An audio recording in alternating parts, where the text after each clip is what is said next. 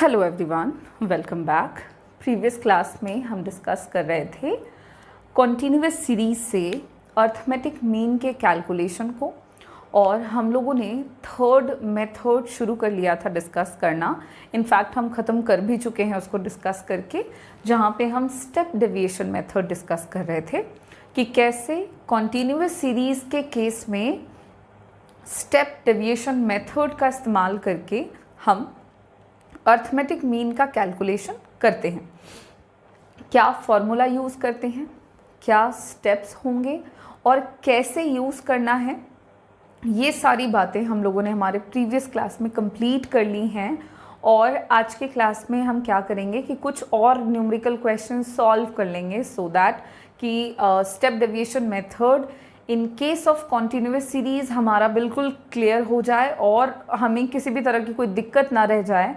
और फिर हमारा सिर्फ काम रहने वाला है कि हम प्रैक्टिस करेंगे घर पे बहुत सारे क्वेश्चंस, जो भी जहाँ से भी मिले हमें, हम उन सारे क्वेश्चंस को सॉल्व कर लेंगे और प्रैक्टिस को करते रहेंगे। ठीक है, तो चलो आज के क्लास को शुरू करें। मैं डायरेक्टली आपको क्वेश्चंस यहाँ पे सॉल्व करके बतलाती हूँ, फिर एंड में ना मैं आपको एक ब्रीफ सा इंट्रोडक्शन नहीं कहेंगे बट ब्रीफ सा एक रिवीजन हम देख लेंगे of all the three methods in case of continuous series, direct method, shortcut method and step deviation method। चूँकि हम लोगों ने individual series में भी ये बात किया, discrete series में भी यही काम किया है, so continuous series में भी हम ये काम करेंगे कि तीनों ही methods को कैसे हमने एक साथ यूज़ कर लेना है और तीनों मेथड्स में क्या फॉर्मूले वगैरह यूज़ होंगे वो मैं एक साथ आपको लिख के एक बार रिवाइज करा दूंगी after the completion of the question जो अभी हम यहाँ पे डिस्कस करेंगे। तो क्वेश्चंस यहाँ पे मैं बुक से देखूंगी।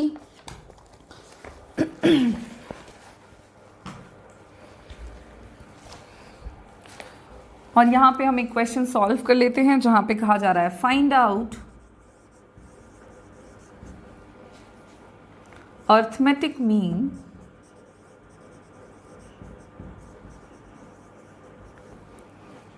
Bye step deviation method।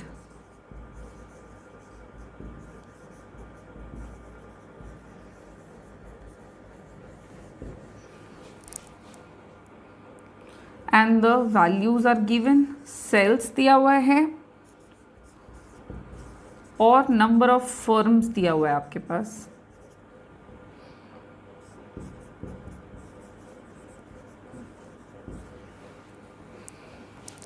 Sales है आपका 0 to 10,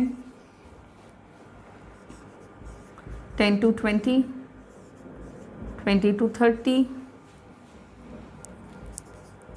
30 to 40, 40 to 50 and 50 to 60। जहाँ पे नंबर ऑफ फर्म्स गिवन है 15, नो इट्स 12, 18, 27, 20, 17 और 6।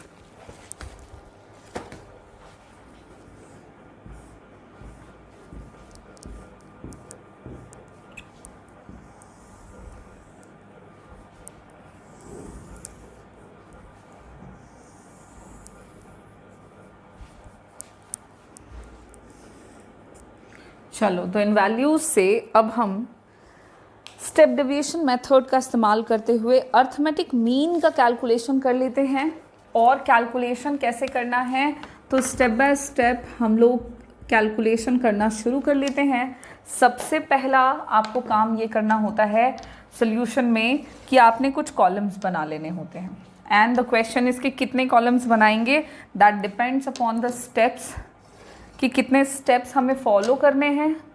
और यहाँ पे जो स्टेप्स हम लेंगे वो टोटल 5 होने वाले हैं main. So number of columns हमारे टोटल बन जाएंगे 5।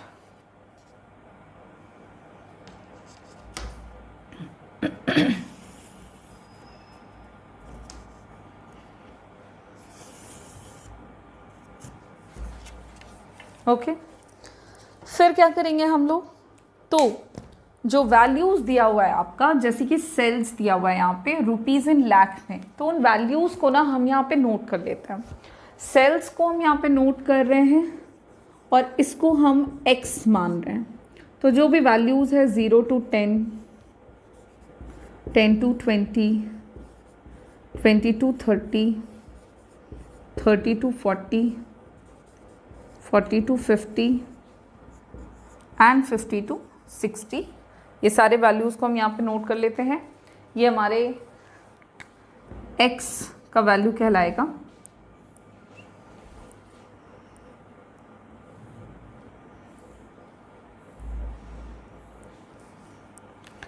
उसके बाद हम यहाँ पे नंबर ऑफ फ्रीक्वेंसी या फ्रीक्वेंसी जो नंबर ऑफ फर्म्स के तौर पर गिवन है क्वेश्चन में, नंबर ऑफ फर्म्स दिया हुआ है, इसको हम f मान रहे हैं और इसके वैल्यूज़ को हम यहाँ पे नोट कर लेंगे। सो 12, 18, 27, 20, 17 और 6, ठीक है।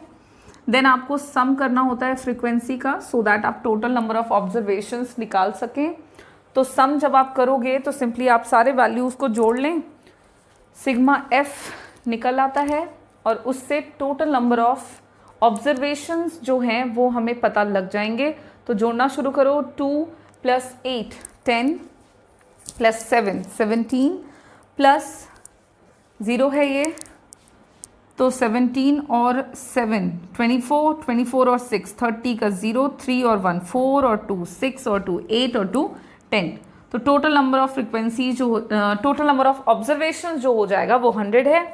सिग्मा f यहाँ पे हमारा 100 निकल आया है। नाउ नेक्स्ट कॉलम जो हम बनाएंगे उसमें हम मिड पॉइंट्स लिखेंगे और मिड पॉइंट्स को हम डिनोट करेंगे स्मॉल m से। मिड पॉइंट निकालने का सिंपल सा फॉर्मूला है कि L1 + L2 अपॉन 2 करके हम मिड पॉइंट निकाल लेते हैं। पहले क्लास इंटरवल का L1 है 0, L2 है 10, सो 0 + 10/2 = 5। दूसरे का निकाल लेंगे इसी तरह से, तो L1 है 10, L2 है 20 अपॉन 2 = 30/2, तो बराबर हो जाएगा आपका 15।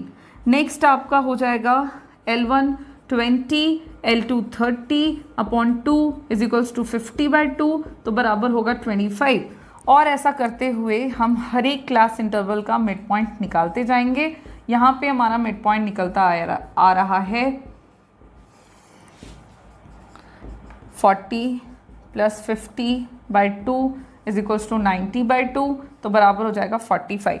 M6 निकालेंगे हम 50 + 60/2, तो 110/2 = 55।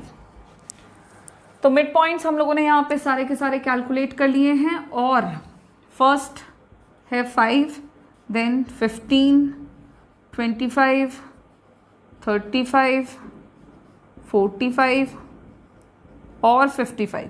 ओके, उसके बाद हम क्या करते हैं नेक्स्ट में, तो मिड पॉइंट सारे के सारे कैलकुलेट हो जाने के बाद अब आपको इन्हीं मिड पॉइंट्स में से किसी एक वैल्यू को मीन अज्यूम करना होता है, जिसको हम अज्यूम्ड मीन कहते हैं।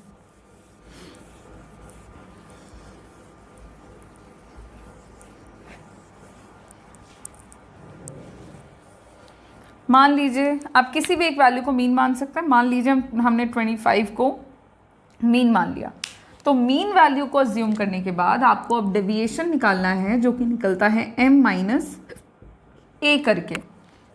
मिड पॉइंट्स में अज्यूम मीन को घटाओ तो निकल आता है डेविएशन। a = है 25।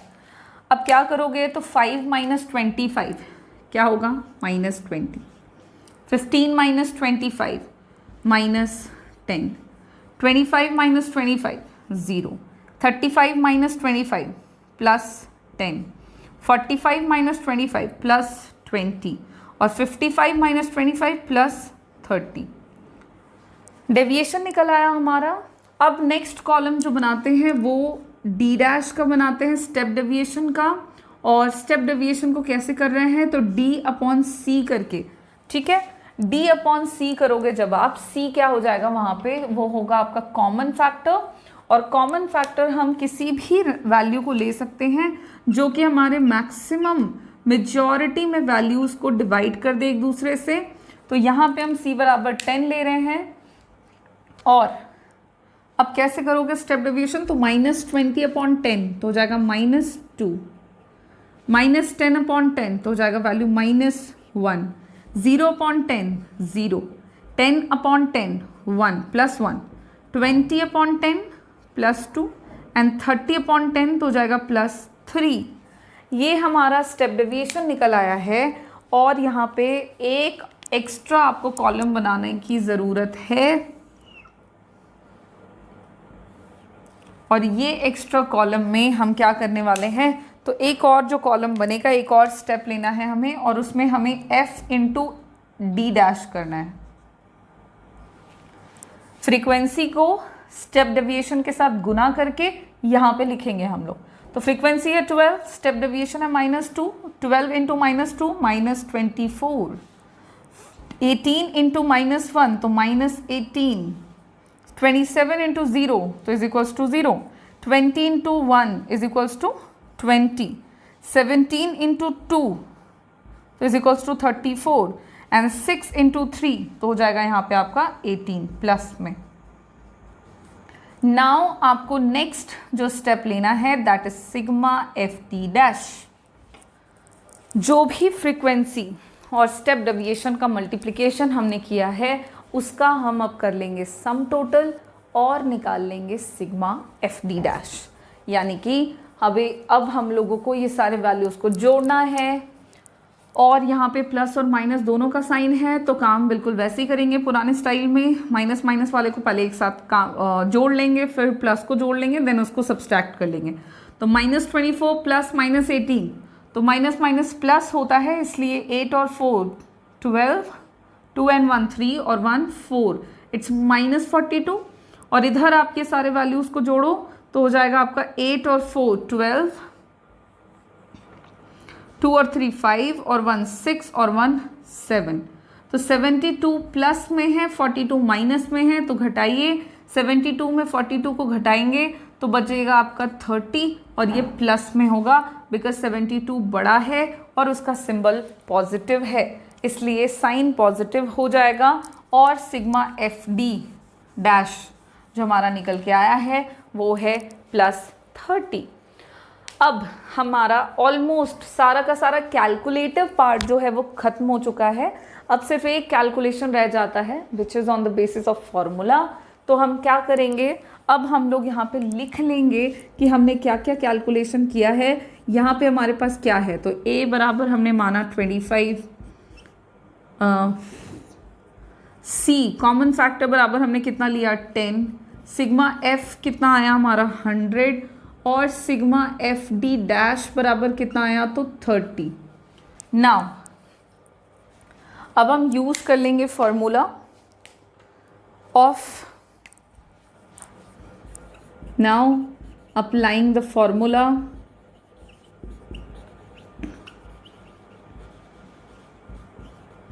ऑफ अर्थमेटिक मीन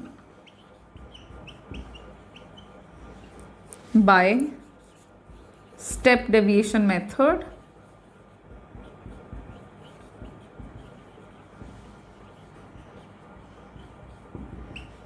और फॉर्मूला जो है वो है हमारा x bar is equals to a plus sigma FD' upon sigma f into c।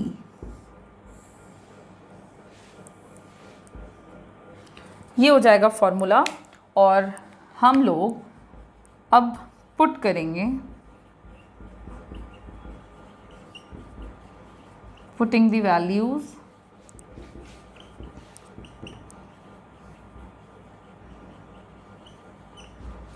Into the formula and we get. फॉर्मूले में सारे वैल्यूज को पुट करने के बाद देखिए हमें क्या मिलता है, तो x bar is equals to a बराबर कितना है 25 प्लस सिग्मा FD' कितना है 30 अपॉन सिग्मा f कितना है 100 इंटू c कितना है हमारे पास 10। अब इसको हम लोग सिंपली सॉल्व करेंगे, 1 0 कैंसिल, यहाँ से 1 0 और 1 0 कैंसिल किया तो बचा आपका 25 प्लस 3 इज इक्वल्स टू 28। तो x बार जो आया हमारा यानी कि वैल्यू ऑफ अर्थमेटिक मीन वो आ गया हमारा 28 and this is the answer of this question. कुछ इस तरह से हम लोग क्वेश्चन सॉल्व कर लेंगे और चूंकि सेल्स दिया हुआ है रुपीज़ इन लाख में, तो आप एक लाइन इसमें ऐड कर सकते हैं कि the average sales of the firms is equals to rupees 28 lakh and this is the complete answer of this question। देख लीजिए एक बार, और कहीं पे किसी भी तरह की कोई परेशानी होने पर आप बिल्कुल क्वेश्चंस पूछ सकते हैं। हालांकि होना नहीं चाहिए बिकॉज हम लोगों ने स्टेप बाय स्टेप ये क्वेश्चन सॉल्व किया है और इस तरह से आप स्टेप डेविएशन मेथड का इस्तेमाल करते हुए किसी भी क्वेश्चन को सॉल्व कर सकते हैं इन case of continuous series. Okay, तो ये क्वेश्चन फिनिश हो जाने के बाद हम क्या कर सकते हैं कि और कुछ क्वेश्चन जो हैं वो सॉल्व कर सकते हैं। तो चलिए एक फटाफट से एक और क्वेश्चन हम सॉल्व कर लेते हैं सो दैट कि हमारा बिल्कुल कंप्लीट हो जाए स्टेप डेविएशन मेथड।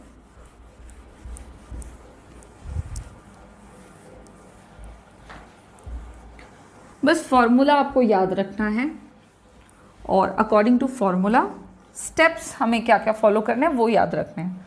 फिर कोई भी सीरीज़ हो, कोई भी मेथड हो, आप आसानी से क्वेश्चन को सॉल्व कर लेंगे। You need to practice only and practice आपको खुद से ही करनी होगी। जितना ज़्यादा क्वेश्चंस आप बनाओगे आपकी प्रैक्टिस उतनी ज़्यादा होगी, उतनी बेहतर होगी। और क्वेश्चन जिस तरीके से पूछा जाए आंसर भी आपको बिल्कुल उसी तरीके से करना है। जो पूछा जा रहा है आपको वैसे ही आंसर को उसी लैंग्वेज में उसी तरीके से लिखना है। एक और क्वेश्चन हम यहाँ सॉल्व कर रहे हैं। क्वेश्चन मैं रहने देती हूँ, बस डेटा चेंज कर देते हैं हम लोग। और जो डेटा दिया हुआ है वो है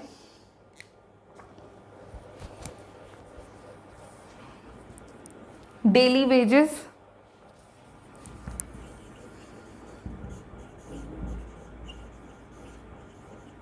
इन रुपीज और नंबर ऑफ वर्कर्स दिया हुआ है। डेली वेजेस जो दिया हुआ है वो है हमारा यहाँ पे 100 to 120, 120 to 140, 140 to 160, 160 to 180 and 180 to 200. Number of workers given है which is 10, 20, 30, 15 और 5।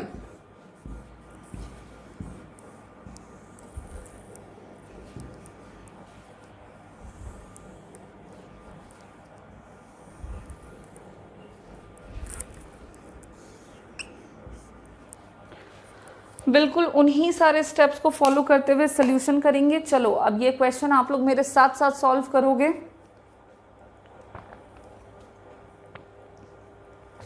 तो सॉल्व करना हम लोग शुरू कर लेते हैं। और सोल्यूशन करते वक्त क्या कर रहे हैं, तो सबसे पहले हम बनाते हैं कुछ कॉलम्स। कुछ से मेरा मतलब है स्टेप डेविएशन मेथड है, तो हम बनाएंगे नंबर ऑफ कॉलम्स पूरे के पूरे 6।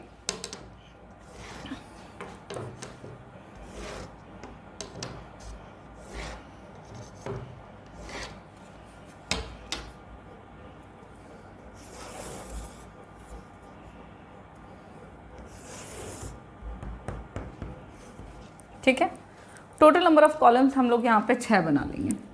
जो वैल्यू दिया हुआ है वो उतारेंगे। डेली वेजेस को हम यहाँ पे x मान रहे हैं, मैं डायरेक्टली लिख रही हूँ। ठीक है, तो ये x है हमारा, तो जो वैल्यू है वो हम लोग लिख लेंगे 100 to 120, 122, 140, 140 to 160, 160 to 180 और 180 to 200।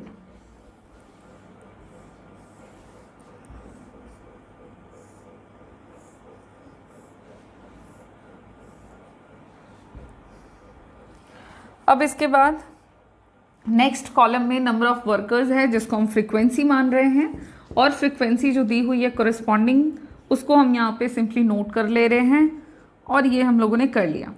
देन हमने अगला कॉलम बनाना है जिसमें हम मिड वैल्यू लिखते हैं, और मिड वैल्यू को कैसे निकालते हैं, तो L1 प्लस L2/2 दोनों वैल्यूज़ को सम करके 2 से डिवाइड कर देते हैं। तो यहाँ 100 प्लस 120/2 तो कितना हो जाएगा, 220/2 इज इक्वल्स टू 110। तो मिड पॉइंट हो गया 110। यहाँ पे कितना हो जाएगा, आपको दोनों वैल्यू को जोड़ो तो 4 प्लस 2 6 और 2 260/2 इज इक्वल्स टू 130। नेक्स्ट आप वही काम करोगे, 140 प्लस 160 तो हो जाएगा आपका 300/2, 300/2 करोगे तो हो जाएगा 150। नेक्स्ट आप करोगे यहाँ पे जोड़ो 160 प्लस 180 तो टोटल हो जाएगा आपका 340/2 इज इक्वल्स टू 170, और यहाँ पे हो जाएगा आपका कितना, तो 083, 380/2 इज इक्वल्स टू 190। अब देखो हम लोगों ने सारे मिड पॉइंट्स निकाल लिए हैं। मिड पॉइंट्स को यहाँ पे मैं पूरे डिटेल में लिख के नहीं निकाल रही क्योंकि ये हम ऑलरेडी निकाल चुके हैं। मैंने कहा है साथ साथ में बनाइए मेरे, कहीं पे कोई दिक्कत तो मिला लीजिए बोर्ड पर से देखते हुए। और मिड पॉइंट सबका ये आ चुका है। हम लोगों ने सिंपल मिड पॉइंट निकालने के लिए फॉर्मूला यूज़ किया है L1 प्लस L2/2, ठीक है। अब हम लोगों को यहाँ पे जो फ्रीक्वेंसी हमने लिखी थी इसका हमें सम करना था। सम ऑफ फ्रीक्वेंसी कर लो, तो सम ऑफ फ्रीक्वेंसी करेंगे तो यहाँ पे सारे वैल्यूज़ को जोड़ेंगे, 10 और 20 30 और 30 60 और 20 80, सम जो हो जाएगा वो है 80। नेक्स्ट हमें क्या करना होता है, स्टेप में डेविएशन निकालना होता है। कैसे निकालते हैं, m-a करके। a क्या है, अज्यूम्ड मीन, जो कि मिड पॉइंट से ही मीन करते हैं हम लोग, और यहाँ पे हमने अज्यूम्ड मीन के तौर पे 150 को मान लिया है। कोई नेसेसरी नहीं है, there is no any necessity कि एक पॉइंट को ही मानेंगे। आप किसी भी बिंदु को माने, वैल्यू सेम आएगा, आंसर सेम आएगा। मैं यहाँ पे 150 ले रही हूँ, आप किसी भी एक वैल्यू को मीन अज्यूम कर सकते हैं, ठीक है। अब चलो 110 माइनस 150 तो हो जाएगा वैल्यू आपका -40। 130 माइनस 150 वैल्यू आएगा -20। 150 माइनस 150 वैल्यू आएगा 0। 170 माइनस 150 वैल्यू आएगा +20, और 190 माइनस 150 वैल्यू आएगा +40। डेविएशन निकल गया। नेक्स्ट स्टेप में स्टेप डेविएशन निकालते हैं।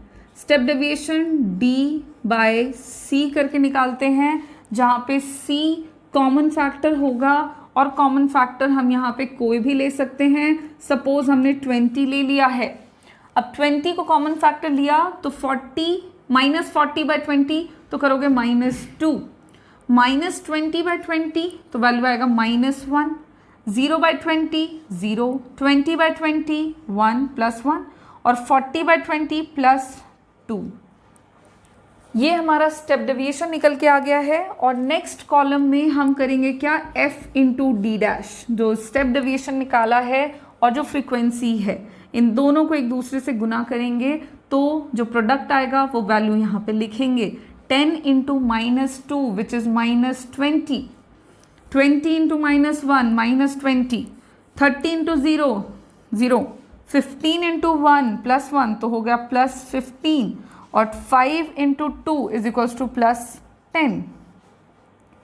सम कर लेंगे हम लोग, sigma FD' is equals to करेंगे जब, तो माइनस माइनस वाला काम वही है, -20 प्लस -20 तो माइनस माइनस प्लस, 20 20 40 तो यहाँ हो गया -40, और प्लस है यहाँ पे ऐड करेंगे तो हो जाएगा आपका 5, और ये हो गया 2, चूँकि 15 + 10 तो 25। अब +25 -40 माइनस प्लस माइनस घटाओ तो आएगा वैल्यू 15, और साइन होगा माइनस का क्योंकि 40 बड़ा है और वो उसके साथ नेगेटिव साइन है। सम कर लिया है हम लोगों ने सिग्मा FD करके, और कैलकुलेटिव पोर्शन फिनिश होने के बाद now we apply the formula. उससे पहले लिख लेंगे कि हम लोगों ने क्या क्या चीज़ें यहाँ पे निकाली है। A इज इक्वल्स टू 150 है, C बराबर हमने 20 लिया है, सिग्मा F बराबर 80 और sigma FT dash is equals to है -15। Now applying the formula,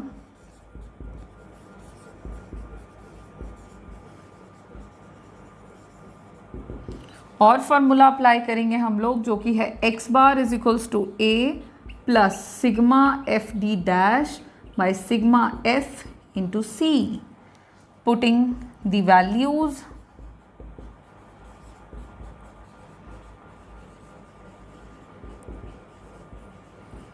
into the formula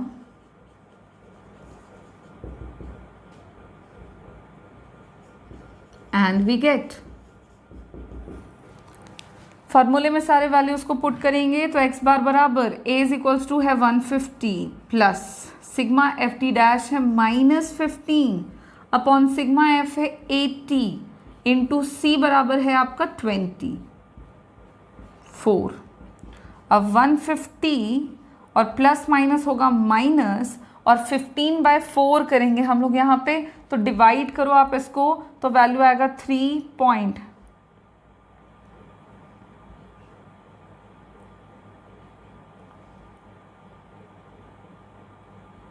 3.75 और 150 में 3.75 को घटाएंगे तो वैल्यू आ जाएगा आपका यहाँ पे कितना 25641।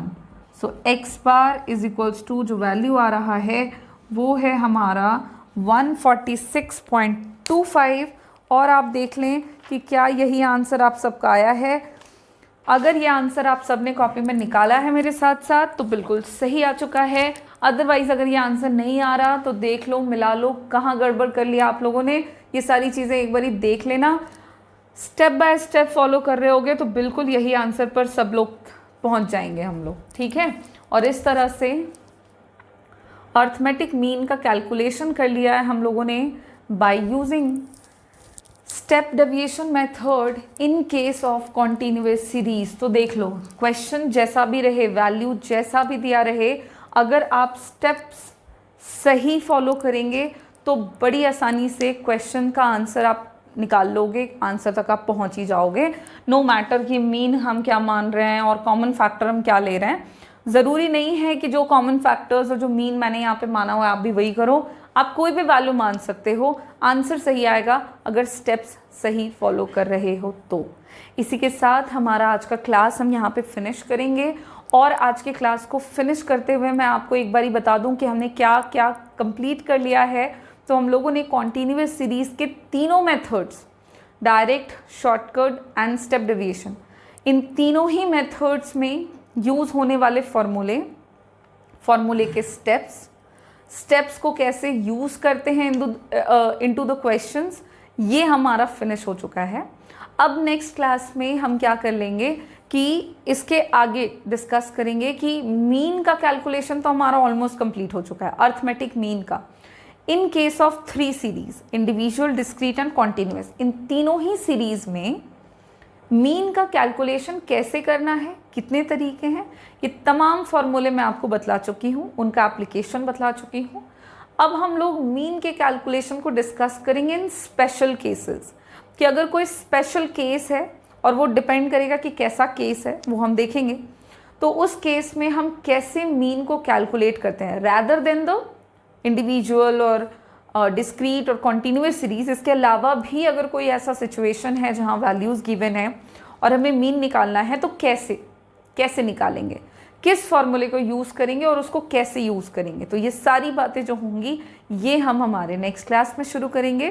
Thank you.